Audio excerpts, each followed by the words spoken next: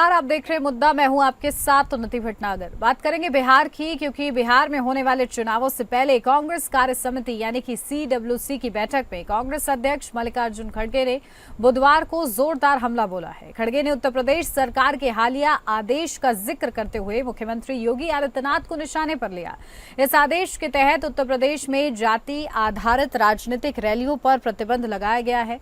उन्होंने कहा कि ये यूपी के मुख्यमंत्री योगी आदित्यनाथ, जो खुद को प्रधानमंत्री का उत्तराधिकारी मानते हैं, यूपी में एक विचित्र कदम उठाया है। खड़गे ने कहा कि उन्होंने जाति के नाम पर होने वाली रैलियों पर प्रतिबंध लगा दिया है। खड़गे ने याद दिलाया कि योगी ने इसके पहले आरक्षण का विरोध करते हुए एक लेख भी लिखा था। खड़गे ने योगी के जातियों की रैली बैन को बीजेपी की जाति जनगणना विरोधी छवि से जोड़ा, जो बिहार के लिए बहुत संवेदनशील मुद्दा है।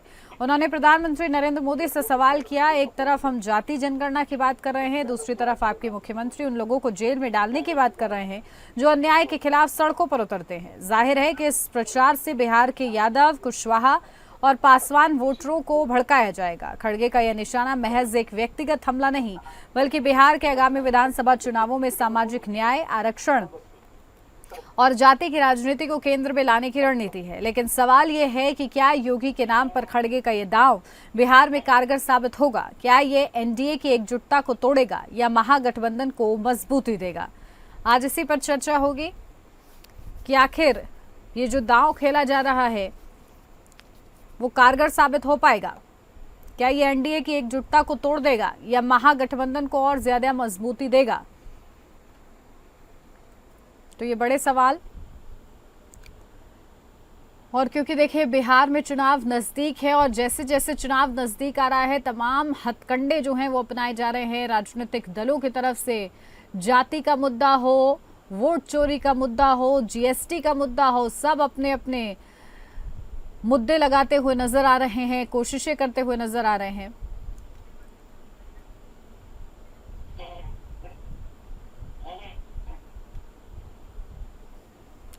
तो चलिए चर्चा की शुरुआत करते हैं। खास मेहमान हमारे साथ जुड़ गए, सीधा आपको रूबरू कराती हूँ। हमारे साथ शांत प्रकाश जाटव, प्रवक्ता बीजेपी से जुड़ गए हैं। शांत प्रकाश जाटव जी, बहुत स्वागत है आपका। हमारे साथ रतन तिवारी, नेता कांग्रेस से जुड़ गए हैं। रतन तिवारी जी, आपका भी बहुत स्वागत है। के त्रिपाठी, प्रवक्ता जेडीयू से हमारे साथ जुड़ गए हैं। के त्रिपाठी जी, आपका भी बहुत स्वागत है। विनय राय, मैनेजिंग एडिटर एपीएन, अब से कुछ ही देर में हमारे बीच में मौजूद होंगे। शुरुआत आपके साथ करती हूँ शांत प्रकाश जाटव जी, क्योंकि बड़ा हमला बोला गया है मल्लिकार्जुन खड़गे की तरफ से, और वो ये कह रहे हैं कि भाई आप लोग जातिगत जनगणना के विरोध में सोच रखते हैं। उन्होंने इन दोनों चीजों को मिला दिया है। कैसे आप लोग इससे बचेंगे आगे?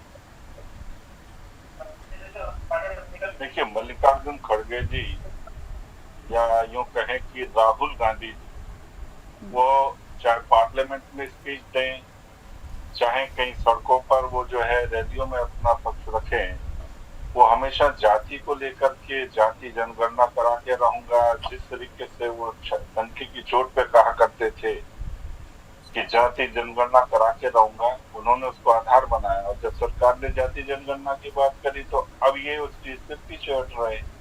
और जिस तरीके से उत्तर प्रदेश में माननीय उच्च न्यायालय ने जाति के आधार पर रैलियों का प्रचलन, जाति के नाम जो है वो स्टिकर गाड़ियों के ऊपर लिखने पर प्रतिबंध, और जाति सूचक जो वो है विषय, उनको कहीं पे बहुत ज्यादा प्रचलित करने का उस पर रोक लगाई है। और जाहिर सी बात है कि इस प्रकार का जो प्रचलन काफी बढ़ गया था पिछले दिनों, उस पर रोक लगना जरूरी था, क्योंकि समाज जो है वो एकजुट होकर के ही रहेगा। नहीं तो अपने प्रभुत्व में कि मैं फला और मैं श्रेष्ठ, इस तरीके से तो जो है समाज वो जातियों में बटेगा और अपने आप को प्रभुत्व बना करके दूसरे को छोटा बनाने का प्रयास करेगा, और ये दिखाई भी दे रहा था। इसलिए इस चीज की जरूरत, मैं तो व्यक्तिगत तौर पर भी कई बार पत्र भी लिखे थे सरकारों को, और वैसे भी होने की आवश्यकता थी। बहुत अच्छा कदम उठाया माननीय उच्च न्यायालय ने, और तुरंत जो है माननीय योगी जी ने उसको लागू भी कर दिया।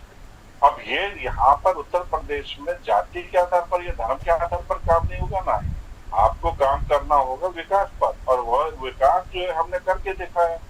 आज उत्तर प्रदेश जो कितनी दयनीय स्थिति में था, आज उत्तर प्रदेश बना है।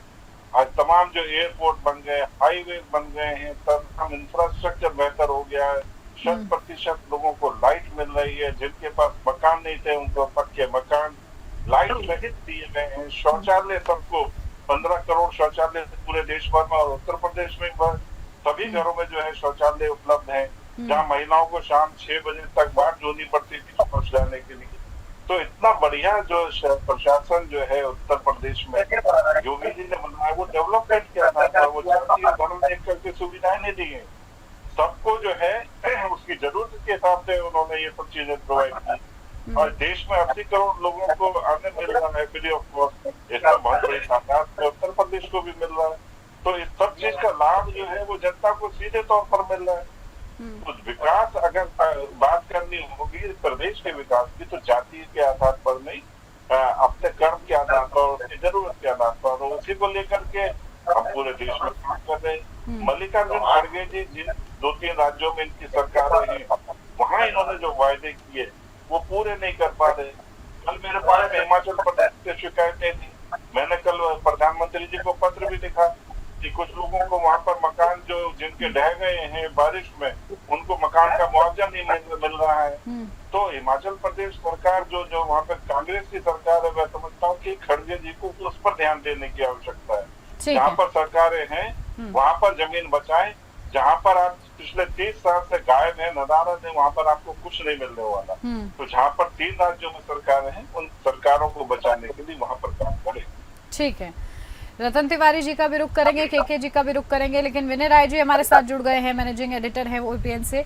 विनय राय जी आपके पास आ रही हूँ सीधा, क्योंकि देखिए उत्तर प्रदेश का ये मुद्दा था कि भाई उत्तर प्रदेश में सीएम योगी आदित्यनाथ ने एक निर्देश दिया कि जाति आधारित जो रैलियां हैं उन पर प्रतिबंध रहेगा, लेकिन ये चिंगारी पहुंचती है बिहार और इसे लपक लेते हैं मल्लिकार्जुन खड़गे और इसके बाद वो ये कहते हैं कि कहीं ना कहीं जातिगत जनगणना के विरोध में हमेशा से बोलते रहे हैं सीएम योगी आदित्यनाथ और इन दोनों बातों को उन्होंने जोड़ दिया है। अब ये बिहार में उनके लिए कितना फायदेमंद और एनडीए के लिए कितना नुकसानमय आपको लग रहा है? देखिए, जातिगत जनगणना अलग विषय है और जातिगत रैली अलग विषय है जी। तो जातिगत जनगणना को लेकर भारत सरकार ने आदेश रखे हैं कि कौन किस जात के उसकी काउंटिंग अलग की जाएगी। लेकिन जातिगत रैली जो की जाती है, ये माना जाता है कहीं न कहीं समाज में टकराव की स्थिति पैदा होती है, विभाजन की स्थिति पैदा होती है। और इससे जब हाई कोर्ट ने आदेश दिया तो उत्तर प्रदेश गवर्नमेंट ने उसको अडॉप्ट कर लिया। जिसको ये बात गंवारा नहीं है उसको सुप्रीम कोर्ट जाना चाहिए चैलेंज करने के लिए कि भाई जो जातियां पिछड़ी है या जो जातियां कमजोर है या जो जातियां ताकतवर है, अगर अपने वर्ग अपने समुदाय की कोई रैली या अपना बैठक करना चाहती है तो क्या बुराई है, कोर्ट में जाए, कोर्ट उसका निपटारा करेगा। उत्तर प्रदेश सरकार को ये लगा कि हाई कोर्ट का फैसला सही है, उसने अडॉप्ट कर लिया। लेकिन सवाल सबसे बड़ा यही है कि दोनों मैच नहीं हो सकता। जातिगत रैली करना, गाड़ियों पे जाति संबोधक कुछ लिखवाना, ये अलग विषय है और किसी देश में किस जाति के कितने लोग हैं इसकी नंबरिंग करना अलग विषय है। बिल्कुल। तो हमें लगता है कि मल्लिकार्जुन खड़गे ने लपका है, ये बिहार की सबसे बड़ी सच्चाई है जातिगत राजनीति, इसलिए उनको लगता है कि अगर इस फार्मूले को हम पकड़ेंगे तो हमको थोड़ा बहुत फायदा हो जाएगा। लेकिन ये समझना पड़ेगा कि चिराग पासवान वहाँ दलितों के नेता हैं, यादवों के नेता ओवैसी जी हैं, माइनॉरिटी के साथ कर्मियों में सबसे बड़े नेता वहाँ नीतीश कुमार ही अभी तक हैं। श्रमणों को लेकर के जो है वो एक तरह से कास्ट बेस पर जिस तरह से जो पार्टी को सूट करती है उस तरह से मतदान करते रहे हैं, लेकिन लंबे समय से नीतीश कुमार ही सत्ता पर और काबिज है। अब ये चुनाव अपने आप में कांटे की लड़ाई है, क्योंकि लंबे समय तक जब कोई सत्ता में रहता है तो एक परिवर्तन की भी बात होती है। प्रशांत किशोर वहाँ एक नया फैक्टर बनकर सामने आए हैं जो बेरोजगारों को रोजगार को लेकर एड्रेस कर रहे हैं। ऐसे में मुझे लगता है कि एक्चुअल जो मुद्दा बिहार का है डेवलपमेंट का, रोजगार का, उस मुद्दे को एड्रेस किया जाए ज्यादा बेटर होगा। वनस्पति इस बात के कि जातियों को हम डिवाइड करें, जातियों की हम बात करें, जातियों को कैसे शामिल करेंगे इसकी हम बात करें। बिल्कुल विनय जी, हम सब चाहते हैं कि मुद्दों पर बिहार का चुनाव हो, लेकिन घूम फिरा कर बिहार में खास तौर से बात जातियों पर ही आ जाती है, वहां पर उसी का बोलबाला है और इसीलिए जो तमाम राजनीतिक दल हैं वो जुटे हुए हैं।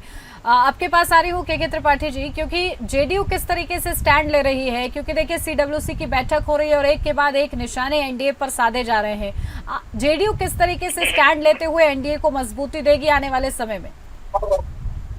देखिए मैडम, उसमें ऐसा है कि बिहार की राजनीति तो विकास पे चल रही है। माननीय नीतीश कुमार सभी जातियों को, सभी धर्मों को एक साथ लेके चलने में विश्वास रखते हैं और उन्होंने बिहार में काम किया है महिलाओं के आरक्षण का और उसके साथ ही साथ उसमें भेदभाव क्या किया है, थोड़ा सा अति पिछड़ी, अति दलित जो पिछड़े समाज में थे उनको मुख्य धारा में लाने के लिए 20% आरक्षण उन्होंने बहुत पहले दिया। और कांग्रेस को सोचना चाहिए, जब वो आपके पार्लियामेंट में सबसे ज्यादा किसी ने अगर चर्चा की है तो माननीय नीतीश कुमार के कार्य को किया गया था कि भाई 20% आरक्षण बहुत पहले ला करके जो है महिलाओं को पंचायत और नगर के चुनाव में दिया है। और उसके साथ ही साथ नौकरियों में आरक्षण, उसके साथ ही साथ पोशाक और शिक्षा का काम जो उन्होंने किया है वो वहाँ की जनता समझ रही है। और 20 वर्षों से वहाँ लगातार उनको जनादेश मिल रहा है। किसी को मुझे नहीं लगता है कि उनके ऊपर कोई इसका प्रभाव आने वाला है। और जहां तक मल्लिकार्जुन खड़गे की बात है तो बहुत पहले बीपी मंडल का जो था कि पिछड़ों को आरक्षण दिया जाए 27%, उस पे कांग्रेस की हीला हवाली आजादी के बाद से ही हो रही है। और जबकि पिछड़ा वर्ग कमीशन बहुत बाद में बना था, उसके पहले कर्पूरी ठाकुर ने पिछड़ों को, अति पिछड़ों को, अति दलितों को मुख्य धारा में लाने के लिए काम किया था। और इस कांग्रेस ने अगर ये काम पहले कर लिया होता तो शायद आज ये कहने को मल्लिकार्जुन खड़गे को नहीं रहता। हम तो पहले से काम कर रहे हैं। हम तो माननीय नीतीश कुमार वहाँ विकास के लिए जो अति पिछड़ी जातियां थी, जो तमाम वर्गों की, उनको मुख्य धारा में लाने का काम किया, चाहे वो पंचायत के चुनाव में है, चाहे महिलाओं के सशक्तिकरण के लिए शराबबंदी का काम है। तो ये सब काम हम विकास के मुद्दों को लेके जनता के बीच आएंगे, ना कि हम जाति और धर्म और उसकी बात करेंगे। इसलिए उसमें वहाँ हमारे लिए कोई संकट का विषय नहीं है। हमारा तो जो काम बोलता है, हम तो, हमारे नेता कहते हैं कि हम ना तो बहुत बड़ा भाषण देते हैं ना तो बचते हैं, हमारा जो काम है वो खुद बचेगा। इसलिए माननीय नीतीश कुमार को इसकी चिंता नहीं है। वो आधी आबादी जो है हमेशा माननीय नीतीश कुमार को सपोर्ट करती रही है, सपोर्ट करती रहेगी। और आगामी चुनाव में हम माननीय मुख्यमंत्री नीतीश कुमार ही बनेंगे और उन्हीं के नेतृत्व में हम चुनाव लड़ेंगे। कांग्रेस का ना तो नेता तैयार है। वहाँ क्या है, CWC की मीटिंग इसलिए करनी पड़ी कि तेजस्वी यादव और उनके साथ जो ड्राइविंग सीट थी उस पे राहुल जी बैठ गए और तेजस्वी यादव बहुत पीछे पहुंच गए। लेकिन वहाँ जो पार्टी का जनाधार जिसके पास है वो तेजस्वी यादव के पास है। और तेजस्वी यादव को ये अनुभव हुआ और बीच में भी उन्होंने रोक करके राहुल गांधी से कहा था कि जो वोट चोरी का आप लगा रहे हैं इसमें कहीं एक बेरोजगारी का सवाल उठाइए। तो हटने के बाद जैसे ही हुआ तो उन्होंने यात्रा दूसरी की और उस समाज को जोड़ने के लिए अपने वोटों को उनमें उत्साह भरने के लिए अलग से कार्यक्रम किया जिसमें कांग्रेस को बुलाया गया था। पिछले बार कांग्रेस को जो 70 सीटें मिली थी उसमें 19 सीट मिली थी। उनका स्ट्राइक रेट सबसे कम था, इसलिए उनको डर है कि अब की बार हमारी सीटें 30-35 आरजेडी देगी। इसलिए उन्होंने अपनी CWC की बैठक की है और CWC की बैठक से जो उन्होंने उसमें निचोड़ निकाला है वो जनता कांग्रेस को बहुत पहले से जानती है। पार्लियामेंट में राजीव गांधी ने 2.5 घंटे तक भाषण दिया है, कहा था कि हम आरक्षण नहीं लागू करेंगे, आरक्षण जाति, लेकिन जाति जनगणना तो हमारी बहुत पुरानी है। माननीय शरद यादव कहते थे कि जाति एक सच्चाई है इस देश की, लेकिन जाति जनगणना अलग चीज है। जाति गणना जो पिछड़े लोग हैं उनको हम एक प्लेटफॉर्म मुख्य धारा में लाने के लिए हम काम करेंगे। तो वो हमारा जो एजेंडा है वो पहले से तैयार है। 100 में पावे पिछड़े 60 को हमारा एजेंडा तैयार। लेकिन बिल्कुल, और अब देखिए अब तो केंद्र की भी सहमति है इस पर। जी सुनील अत्री जी, बहुत स्वागत आपका। और देखिए CWC की बैठक हुई है, मल्लिकार्जुन खड़गे उत्तर प्रदेश को भी बीच में लेते हुए नजर आए हैं और उन्होंने कहा है कि भाई जातिगत रैलियों पर रोक लगाई है, तो सीधा सीधा ये कह दिया है कि जातिगत जनगणना के विरोध के भी स्वर रहे हैं। ये जो दोनों चीजों को आप लोग मिला रहे हैं, ये समझा जा रहा है जानकारों की तरफ से कि इसका लाभ नहीं मिलेगा। ऐसा है कि जब आपको ध्यान होगा 2013 में हमारे जो प्रधानमंत्री थे उन्होंने कहा था मैं ओबीसी समाज से हूँ, मैं ओबीसी समाज से हूँ। तो जातिगत तो फायदा लेने की उन्होंने भी कोशिश की थी। और चुनाव के अंदर जो है, बिहार के अंदर जो है जितना रोष है, आपको मालूम है कि उन्होंने भी आपने बोला है, यानी कि आप लोग की तरफ से भी कोशिश की जा रही है क्या, ये समझूं मैं? हमारी तरफ से जो ये जातिगत जो गणना है उसका विशेष वो है कि जो गरीब पिछड़े लोग हैं उन तक जो है, जो उनको सुविधा गवर्नमेंट की तरफ से मिलनी चाहिए वो एक तरीके से नहीं मिल रही है, जिससे कि वो उनकी पहचान हो करके उनको जा सके।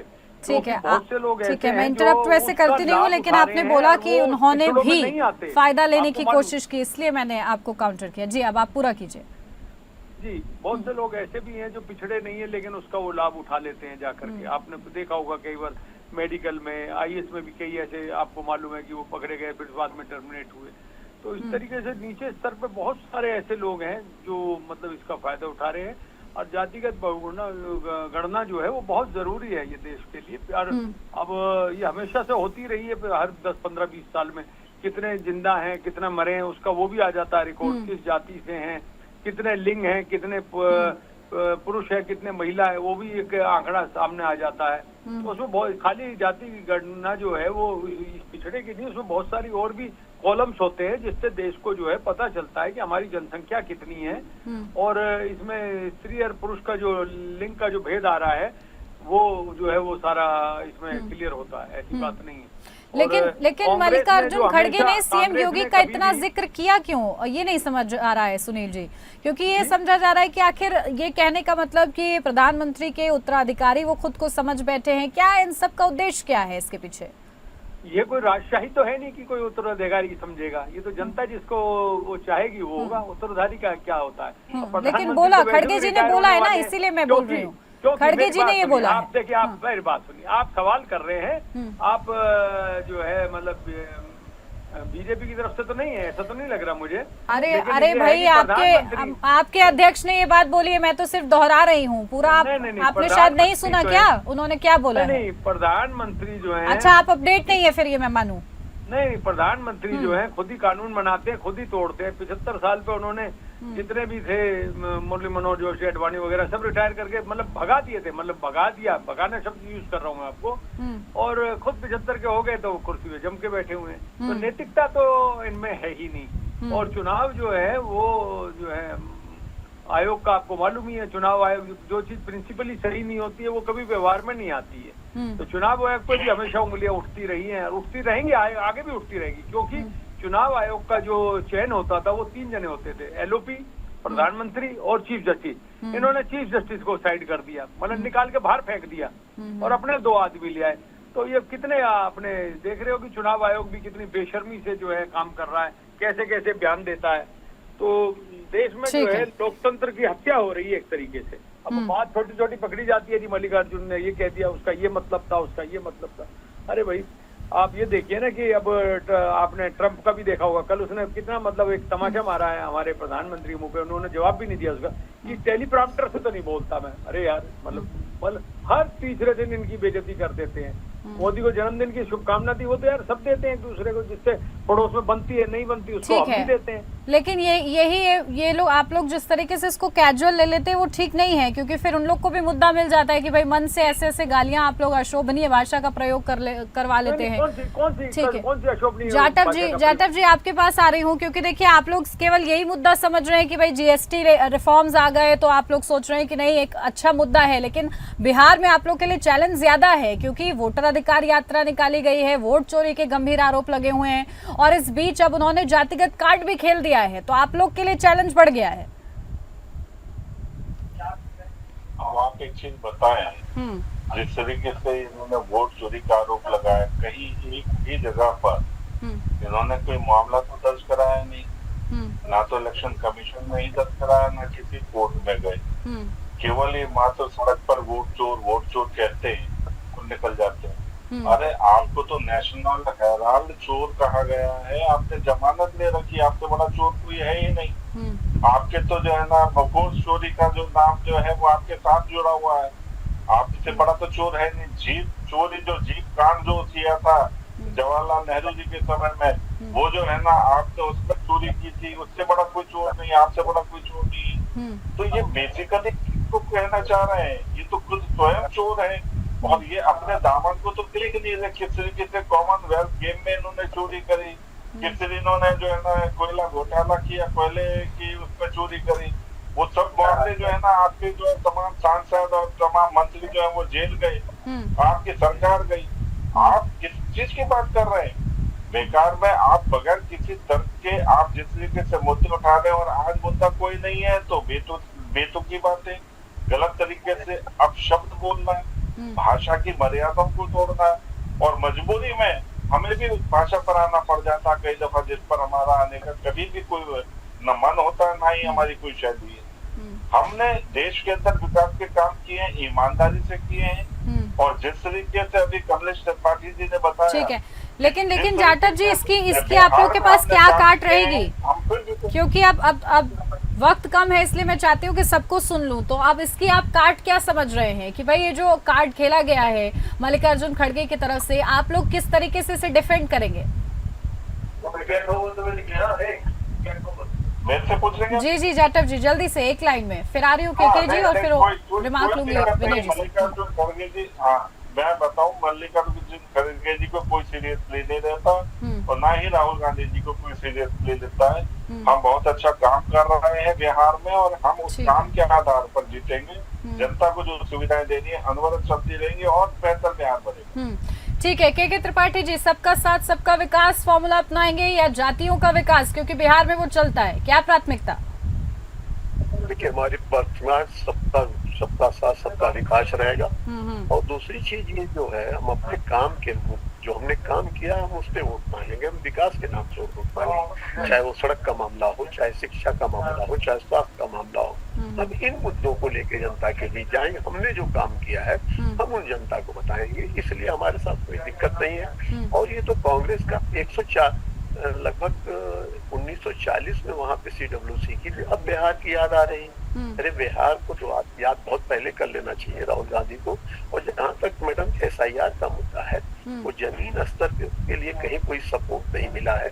ये जरूर था कि वो यात्रा किए हैं, लेकिन यात्रा का जो प्रभाव होना चाहिए जनता को कहीं ठीक है। सुनील अत्री जी, आप लोग के जो तमाम आरोप है वो खोखले हैं, जल्दी से इस पर एक कमेंट, उसके बाद विनय राय जी आपके पास आ रहे हो। जितने भी चोर उचक्के रहे हैं वो सब बीजेपी में घुस गए। जिनको प्रधानमंत्री ने कहा कि ये चोर हैं, ये उचक्के हैं, इनको बंद करूंगा, वो सब बीजेपी में घुस गए, साफ हो गए। नंबर 1।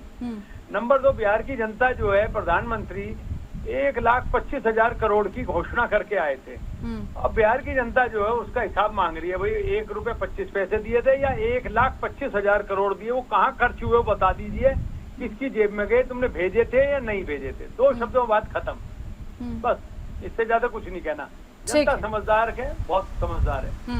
ठीक है, जनता बहुत समझदार है। विनय राय जी, अब आपका क्लोजिंग रिमार्क मुझे चाहिए, क्योंकि जिस तरीके से पूरा आपने सुना मामला, सत्ता पक्ष को भी सुना, विपक्ष को भी सुना, आगे क्या देखने को मिलेगा चुनाव से पहले? देखिए, बिहार की स्थिति बहुत ही स्पष्ट है। वहाँ पर खुद हम एनडीए की बात कर लें तो खुद नीतीश कुमार जिस समुदाय से आते हैं, जीतन राम मांझी, उपेंद्र कुशवाहा, चिराग पासवान, खुद भारतीय जनता पार्टी, तो जातिगत टाइटल न लिखना और जातिगत सम्मेलन कराना वो अलग सवाल हो सकता है, लेकिन भारतीय जनता पार्टी ने वहाँ सोशल इंजीनियरिंग के सारे फार्मूले ऑलरेडी लागू कर रखे हैं, उस आधार पे काम कर रही है।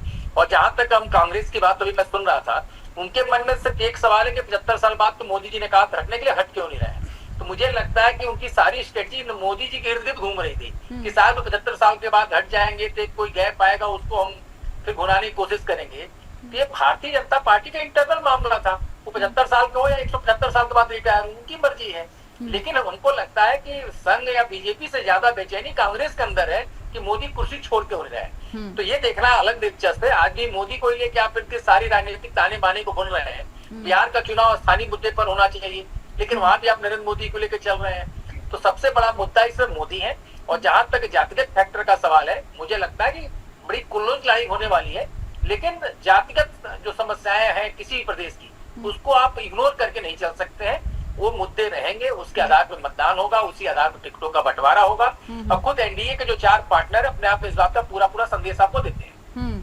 बिल्कुल, और क्योंकि देखिए देश की राजनीति में यूपी बिहार सबसे ज्यादा मायने रखता है, और ऐसे में बिहार के चुनाव नजदीक है, तो आगे और क्या कुछ देखने को मिलता है ये देखना दिलचस्प होगा। बहुत शुक्रिया आप सभी का हमारे साथ जुड़ने के लिए। मुद्दा में मेरे साथ बस इतना ही। नमस्कार।